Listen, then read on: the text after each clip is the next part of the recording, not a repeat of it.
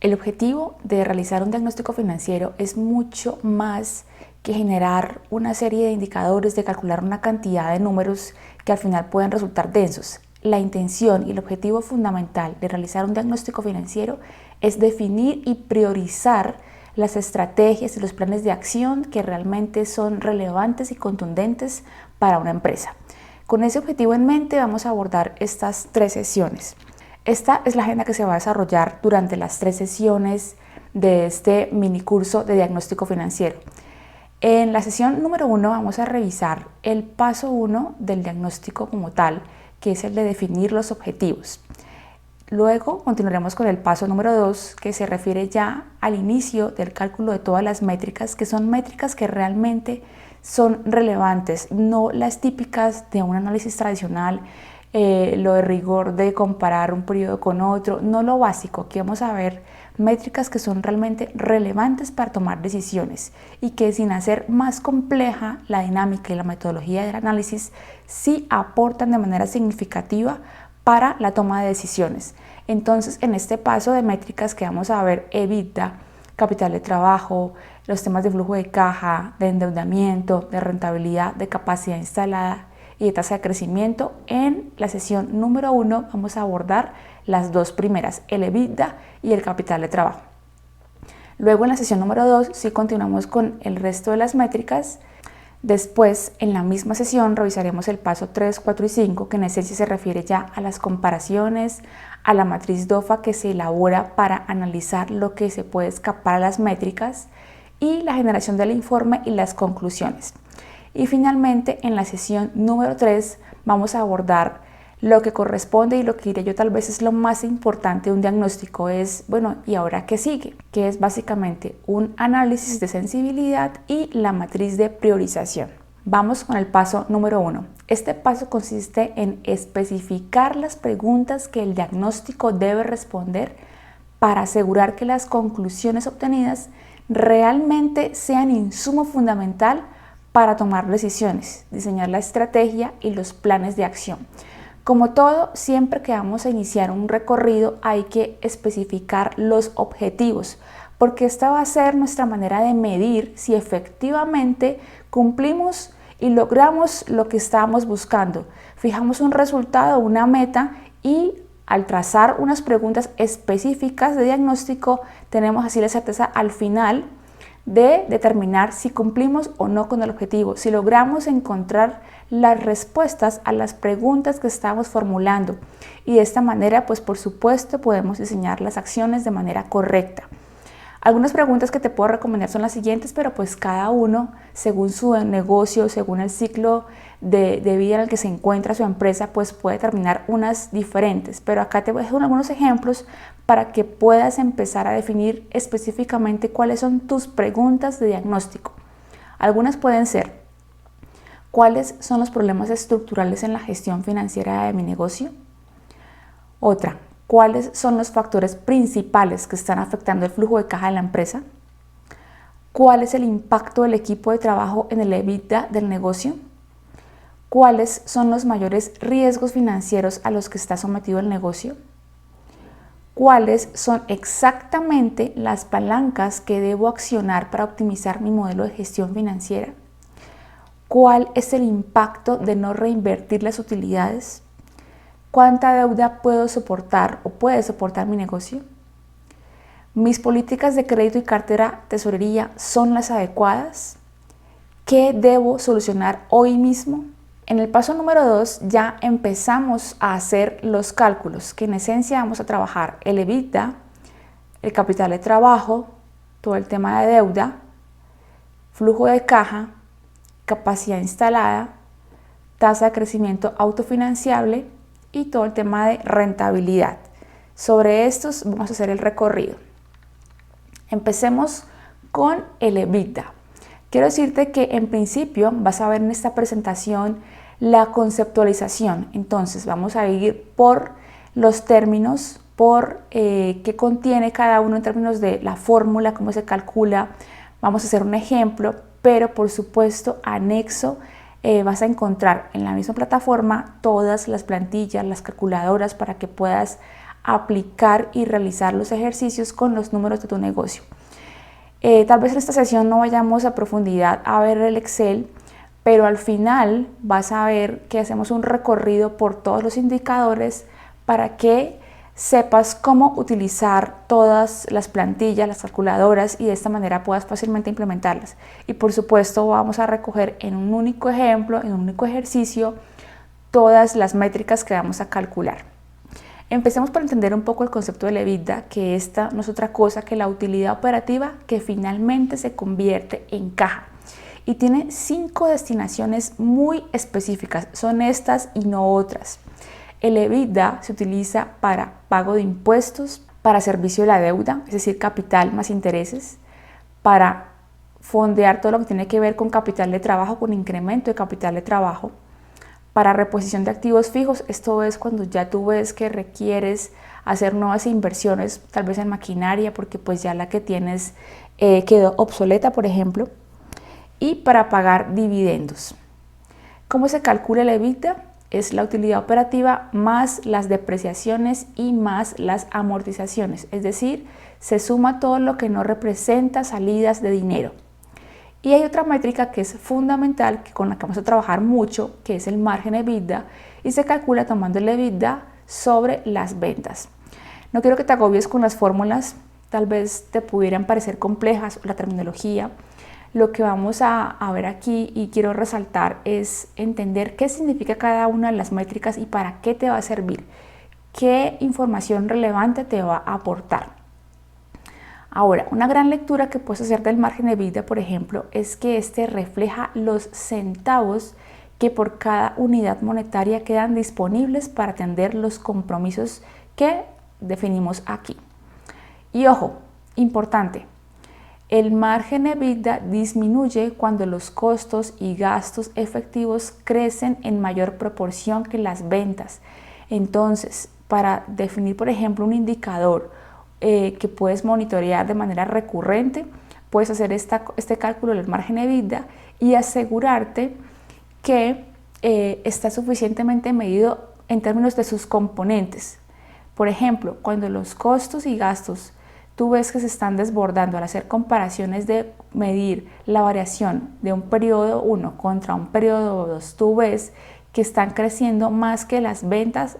Ahí hay algo que debes revisar, sobre lo que debes profundizar. Entonces acá te voy a dejar como durante la presentación algunas alertas, algunas alternativas para que tengas en mente como una decisión gerencial y que puedes empezar a incorporar en los indicadores que vas a monitorear permanentemente, para que pues no te llenes de una cantidad de números que al final pues no te dan la sensibilidad de tu negocio, sino que selecciones cuidadosamente aquello que sí requiere tu atención. Vamos acá un ejemplo. Vamos a ver, este es como en principio un estado de resultados súper básico hasta la línea de utilidad operativa. Vemos pues en esencia las ventas, el costo de venta, la utilidad bruta, los gastos de administración y ventas y la utilidad operativa. Los ejemplos que vamos a ver aquí son de conceptualización, entonces no vas a ver la complejidad que tal vez tengo en estado financiero con la denominación de las cuentas, porque no me interesa en este momento que seas un experto contable, ni que vamos a ver pues en NIF el nombre específico de cada cuenta, porque para mí lo importante que un gerente, que un emprendedor debe conocer es la esencia de lo que contiene cada rubro, lo que puedes encontrar allí, y a partir de allí la decisión correcta que puedes tomar, lo que debes realmente medir, monitorear. No me interesa que sepas exactamente de cara a la contabilidad, cómo se llevan las provisiones, no, nada de esto, porque no es relevante en este instante. Para eso tienes un contador, para eso hay otro ejercicio que es diferente. Este ejercicio de hoy es estratégico. Bueno, veamos entonces. Aquí hay un cálculo primero que es el margen operativo. Todos los márgenes están representados en términos de la cuenta sobre las ventas. Aquí vemos la línea de depreciaciones y amortizaciones y el cálculo del EBITDA, por supuesto, que lo que hacemos es tomar la utilidad operativa, sumar las depreciaciones y amortizaciones, y así obtenemos el EBITDA. Y el margen, pues tomando el EBITDA y lo dividimos entre las ventas. Vamos a ver aquí un primer ejercicio de variaciones. Aquí las ventas variaron del periodo 1 a 2 el 30%, la utilidad operativa varió el 42.7% y el EBITDA varió 21.3%. Entonces, vemos que de entrada ambos crecieron, el EBITDA y las ventas, pero el EBITDA creció menos que las ventas. Entonces acá ya empezamos a tener cierta sensibilidad de que, ojo, aquí ya empezamos a tener como unas especies de alertas porque el EBITDA no creció en la misma proporción que crecieron las ventas. ¿Por qué el EBITDA se ha vuelto tan famoso en los análisis financieros? Es que la utilidad operativa genera distorsión porque aquí incorporamos todo, inclusive lo que no es salida de dinero. Por eso ha tomado tanta relevancia, pues ya estamos hablando de los últimos 20 años o más, o sea, no es que esto sea realmente reciente. Sin embargo, muchos emprendedores y pequeños empresarios no lo tienen tan presente o de pronto no saben hacer la lectura, y por eso es tan importante hacer este tipo de aproximaciones, porque cuando eres dueño de negocio, si tú conoces los conceptos, conoces la terminología, sabes la relevancia de cada una de estas, asimismo puedes exigirle a tu equipo de finanzas.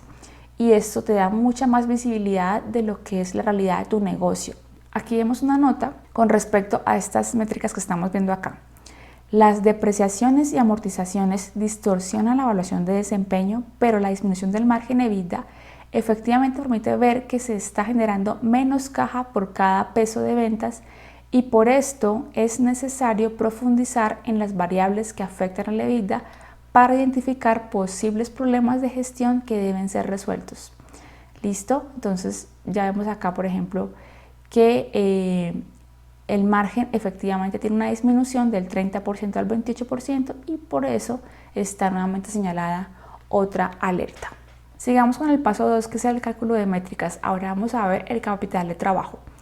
Y ojo, aquí es importante que siempre que vayas a ver los números de tu empresa, empieza 1 por el EBITDA y 2 por el capital de trabajo, y luego vas a juntar los dos y vas a ver la relevancia tan importante, o sea, lo que vas a entender y toda la información tan importante, relevante y contundente que obtienes cuando comparas el EBITDA y el capital de trabajo. Entonces, el capital de trabajo es una inversión variable con respecto a las ventas porque corresponde a los recursos que requiere la empresa para mantenerse en operación. Es el capital circulante. En resumen, el capital de trabajo es lo que necesitas tener disponible para que tu negocio funcione en el día a día. Ojo, esta afirmación es muy importante. El capital de trabajo debe financiarse con recursos propios y no con deuda o aportes de socios. Tú encuentras que los bancos te ofrecen créditos de capital de trabajo, pero esto es muy delicado. Sobre esto vamos a volver más adelante, porque realmente tu negocio debe estar en la capacidad de generar los fondos de capital de trabajo. Ahora, hay un concepto interesante que es el de capital de trabajo neto operativo. Aquí hay una formulación que te voy a dejar y con esta vamos a trabajar de ahora en adelante.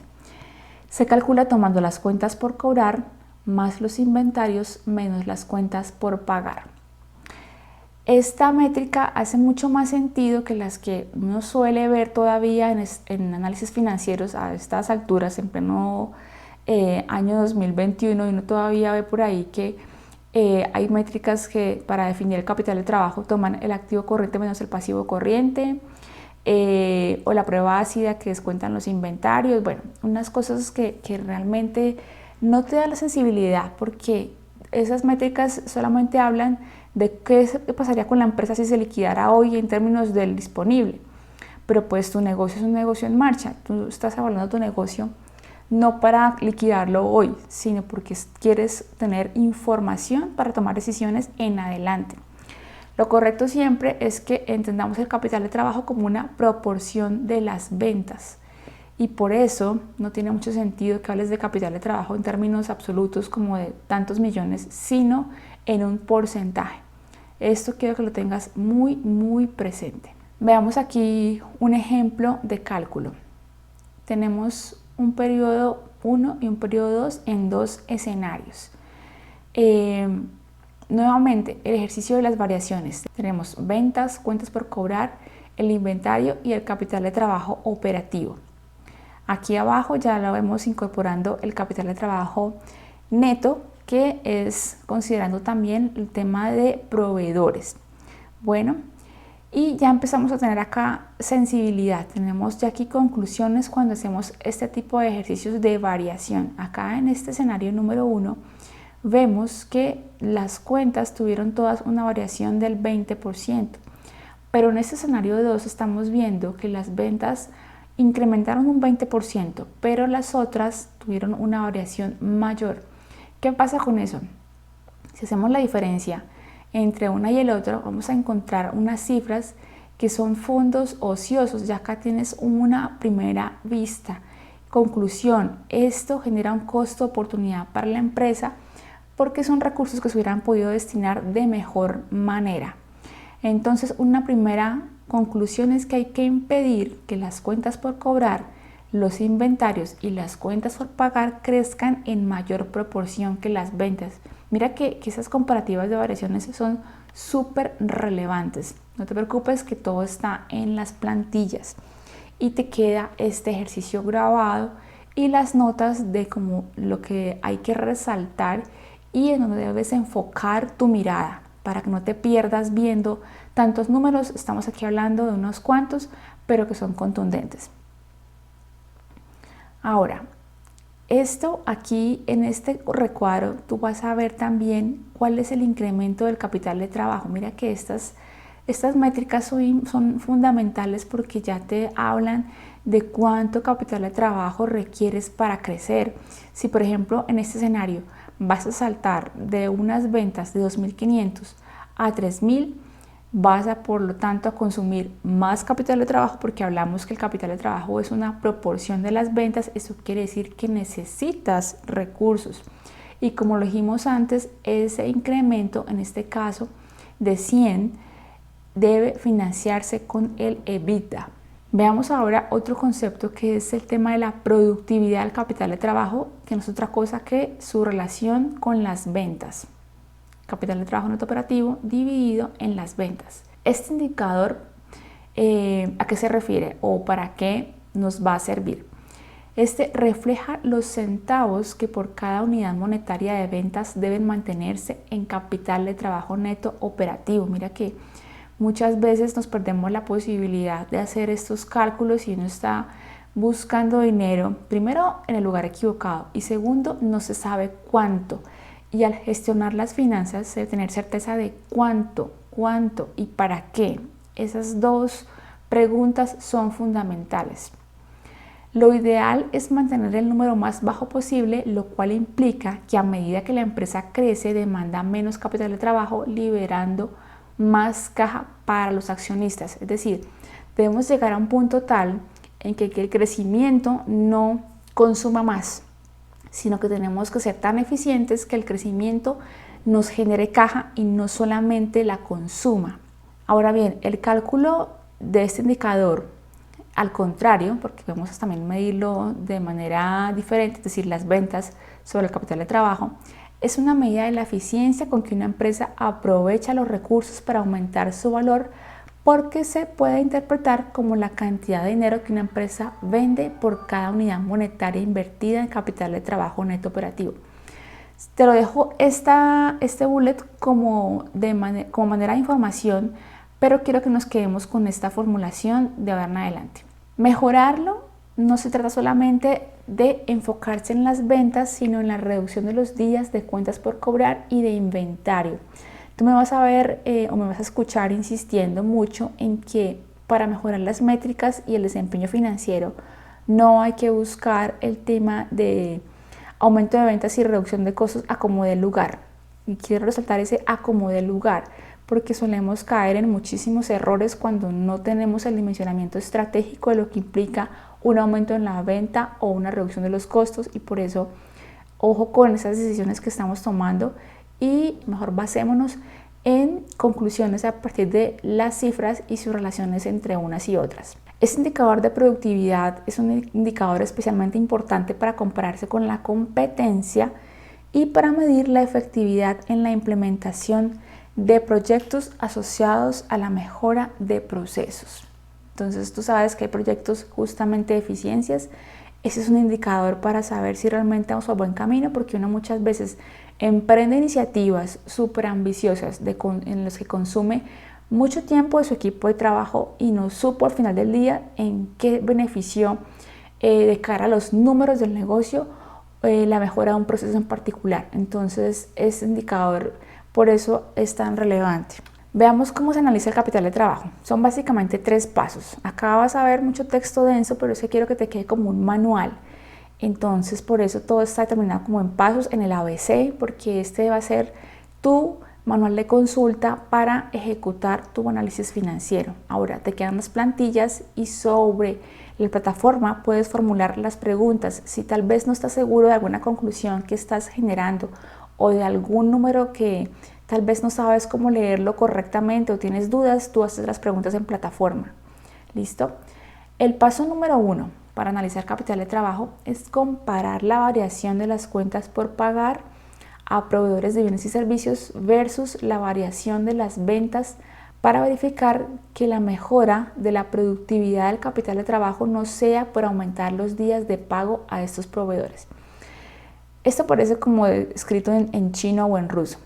Lo que te quiero decir aquí es que las métricas, todas las razones financieras son susceptibles de mala interpretación o de manipulación inclusive, y por eso es tan importante como que de primera línea tú quites el ruido que te puede llevar a tomar o a generar una conclusión equivocada, porque tú puedes ver una mejora en este caso del capital de trabajo, de la productividad del capital de trabajo, pero vía proveedores. Es decir, decidiste este mes, porque era cierre de trimestre, porque era cierre de año, bueno, o de los últimos 2-3 meses, decidiste demorar más el pago de proveedores y solías hacerlo a 30 días por tu política, por la negociación, pero de repente dijiste no, pues voy a pasarlo a 60. Deliberadamente, sin ser estratégico. Eso tiene 2 elementos. Uno, pues que castigas a los proveedores, y número 2, que estás distorsionando la realidad del negocio. A propósito o no, digamos, salto de pagar de 30 a 60 te mueve las cifras y te va a nublar tu vista de una conclusión real y certera de tu negocio. Entonces, por eso aquí la propuesta es que primero compares esa variación de cuentas por pagar a proveedores de bienes y servicios, esto quiere decir, versus la variación de las ventas para verificar que no sea por haber aumentado los días de pago a proveedores. Entonces, una vez ya como que das check a esto, ya dices, bueno, ok, no es por haber castigado a proveedores que estoy viendo una mejora. Entonces, acá es importante que de una vez limpies la información de este posible efecto que no te permitiría concluir apropiadamente. El paso número 2 ya es ver las variaciones de todas las demás cuentas versus la variación de las ventas. Vas a ver entonces qué tanto aumenta o disminuye, es decir, comparativamente con las ventas. Y aquí puedes encontrarte 2 escenarios. El número 1 es si en estas comparaciones se evidencia que hubo liberación de caja porque las cuentas por cobrar y los inventarios incrementaron menos que las ventas, es decir, disminuyeron los días de recuperar tu dinero, 60 pasaste a 30, y que la de proveedores aumentó. La pregunta aquí sería, ¿para dónde se están yendo los recursos? En este caso se debe determinar si hay desvío de recursos, lo cual se puede estar dando por inadecuada financiación de las inversiones, es decir, crecimiento de la capacidad instalada por inversión en activos fijos o en el desarrollo de nuevos productos, ausencia de estrategias de financiación para fondear estas inversiones. Mira que esta métrica te está diciendo de una vez que hay algo que debes analizar adicional. ¿Qué está pasando con el dinero que tú estás liberando? Porque se dice de liberar. Si tú tienes caja, si tú traes de vuelta el dinero a la empresa mucho más rápido, porque estás cobrando más rápido, quiere decir que tu dinero está circulando a mayor velocidad. Entonces, ¿a dónde se está yendo ese dinero? Entonces tienes que tener cuidado que esto que es destinación de capital de trabajo no se esté quedando ni en inversiones, ni en deuda, ni en reparto de utilidades y pues menos en pérdidas, ¿no? Entonces, ojo con estas 4 alternativas de desvío. Entonces, otra posibilidad es que estés pagando deuda porque realmente te endeudaste a tasa superior a lo que puede pagar la empresa. Otra opción de desvío de fondos es porque estás entregando utilidades a los dueños o tú mismo te estás cogiendo utilidades no acordes con el modelo de negocio y con lo que necesita tu empresa según el ciclo de vida, o porque estás generando pérdidas. Esto es porque obtienes un EBITDA negativo o un EBITDA inferior a los gastos financieros.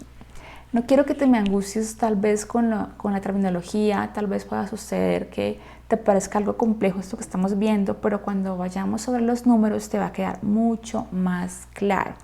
Y en los ejercicios de Excel, como todo está formulado, sabes de dónde viene y por qué se están ejecutando estos cálculos. Ahora, hay que también chequear un escenario número 2, es que si en estas comparaciones evidencia que hubo un déficit de caja porque la cuenta por cobrar y los inventarios incrementaron más que las ventas, acá lo que tienes que preguntarte es, si no fueron los proveedores los que financiaron este déficit, ¿de dónde está saliendo el dinero para cubrirlo? Las respuestas posibles en este caso son venta de activos, restricción en el reparto de utilidades, aportes de capital o aumento de la deuda. Esta es la más usual. Aquí una nota al pie. Si el indicador de productividad de capital de trabajo mejora, debe validarse que no haya sido únicamente a costa de incrementar los días de cuentas por pagar a proveedores. Pues en esencia ya te lo había dicho, pero pues te lo pongo acá de todas maneras. Y finalmente, en capital de trabajo, el paso número 3 es generar las conclusiones a partir de lo observado en los pasos 1 y 2. Las 4 conclusiones posibles a las que se puede llegar son: la primera, que hubo un manejo prudente del capital de trabajo. La segunda es que existe un déficit de caja sin detrimento de los proveedores, es decir, mantienes tu política de proveedores normal, la que negociaste, y pues por eso no se atribuye a este rubro el tema de los cambios en el capital de trabajo. La tercera conclusión puede ser que existe un déficit de caja con detrimento de los proveedores, que esto pues te puede generar distorsiones. La cuarta conclusión es que hay una evidencia de desvío de recursos, y de estas últimas 3, que todas representan un riesgo de liquidez, es la cuarta de una evidencia de desvío en los recursos. Es la más grave de todas y sobre la que hay que ir a profundizar. Ahora, mira esto tan importante. Ya vimos el concepto de EBITDA y de productividad de capital de trabajo. Ahora, ¿cómo se relacionan estos dos? Vamos a hacerlo otra vez un ejemplo. En el año 1 tenemos unas ventas de 10.000 y en el año 2 las ventas son de 13.000. El margen EBITDA para este escenario es del 20% y el de productividad del 30%. Entonces, acordémonos cómo se lee este indicador. Quiere decir que por cada peso, por cada dólar que la empresa vende, quedan disponibles 20 centavos para los 5 conceptos que ya veíamos antes: el pago de la deuda, los impuestos, los dividendos, el capital de trabajo neto operativo y la reposición de activos. Ahora, ¿cómo se lee ese 30%? Es para vender un peso, un dólar, la empresa debe mantener 30 centavos de capital de trabajo neto operativo. Vimos que de 10 a 13.000 pues hay un incremento en ventas de 3.000. Ahora, pues por supuesto necesitas caja para vender estos 3.000, porque ya sabemos que el capital de trabajo es una proporción de las ventas. ¿Qué sucede? Por cada peso, por cada dólar de ventas adicional de cara a esta métrica del margen de EBITDA, se están generando 20 centavos para atender los compromisos que ya hablamos acá.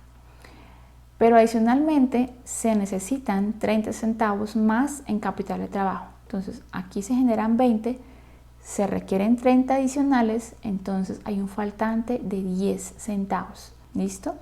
Entonces acá es importante que empecemos a ver.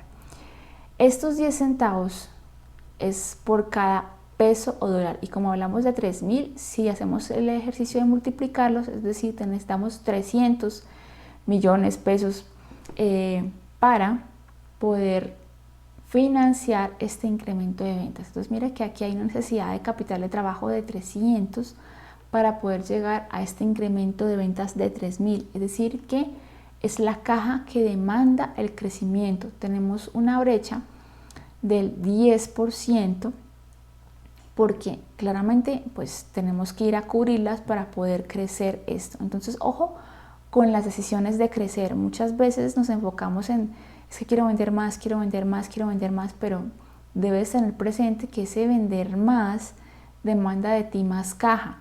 Pero pues cuando ya tienes un modelo más estable, que ya tienes mucho más controlado el tema financiero, tú puedes ver que incrementar lo que es que te genera caja, incrementar las ventas te genera caja. Entonces mira este gran resumen que te pongo acá, que te sirve mucho para que tengas presente y tomes mejores decisiones. Es que si el margen EBITDA es menor que la productividad de capital de trabajo, el crecimiento demanda caja.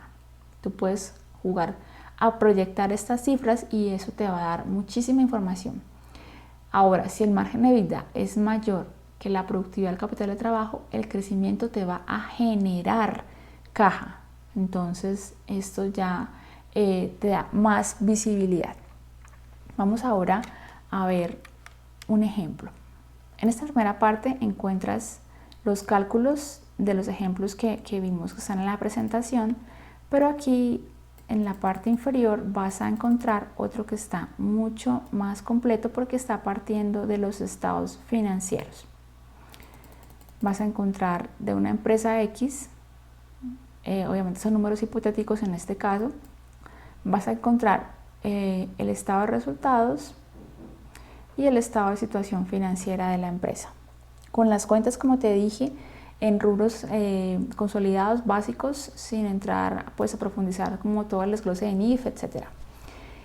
Y a partir de esta información, aquí está calculado o está realizado el análisis de capital de trabajo. Entonces nuevamente me traigo las cuentas que hacen parte de los cálculos, de las fórmulas, y aquí ya vas a empezar a ver variaciones. Te decía que primer paso hay que calcular las variaciones para que todas se comparen con las ventas. Bueno, la primera que debes comparar es la de proveedores. Como te decía, acá en este caso la variación fue del 11%. La invitación después es a que calcules todo el tema de los días de rotación, pero pues también te dejo aquí el ejercicio de cómo se calculan esos días de rotación, porque mira, lo que decíamos en el paso 1 es que debes ver que los días de proveedores no se hayan aumentado, pues para determinar que efectivamente no tengas acá distorsión de las cifras y que no estés mejorando tu capital de trabajo vía proveedores, porque pues digamos que no es lo más estratégico. ¿Te puede mejorar el número? Sí, pero no te mejora el desempeño de tu negocio, por eso esto es como tan importante. Y en este caso el día de proveedores pasó de 62 a 55. Todo está formulado, mira. Eso quiere decir que en este caso no hubo deterioro de los proveedores y por lo tanto el análisis que vamos a hacer acá ya te va a dar cuenta de mejores o de exactamente qué está pasando con la caja. Vas a tener aquí el cálculo también de días de inventarios de todos los ratios para que puedas concluir y hacer el ejercicio completo. Entonces nuevamente mira la variación de las ventas, el 20%, proveedores, cuentas por cobrar el 21%, los inventarios el 9%, se libraron fondos en este caso. Y el tema de la productividad de capital de trabajo. Entonces acá pues sencillamente hubo un manejo prudente de capital de trabajo. Tú puedes modelar todo lo que quieras en estos números que está formulado y asimismo van a cambiar los cálculos aquí a la derecha. No te preocupes en este momento por este ejercicio, quiero es que te quede todo formulado, que veas de una vez como la vista que vas a obtener al final del ejercicio.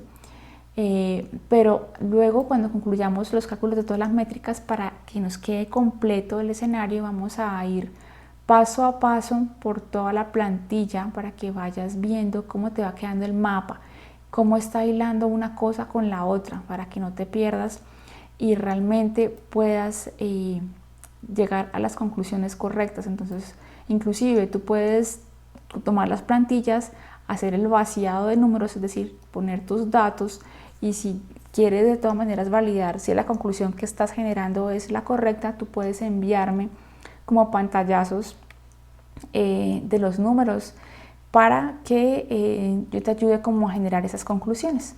Lo compartimos con el equipo pues para que de manera interna te validemos las conclusiones a las que estás llegando, y pues con eso tengas información más real y certera para que puedas tomar mejores decisiones. Entonces quería dejarte como en este momento la sensibilidad de que tienes todo formulado para que no tengas dificultades al hacer cálculos. Nuevamente aquí está el tema del EBITDA y igual tienes la formulación. En la siguiente sesión vamos a ver entonces lo que corresponde al cálculo de las demás métricas para emitir el diagnóstico.